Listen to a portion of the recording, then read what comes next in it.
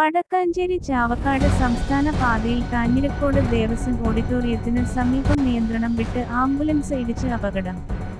ഞായറാഴ്ച ഉച്ചയ്ക്ക് 2:30-യോടെയായിരുന്നു സംഭവം.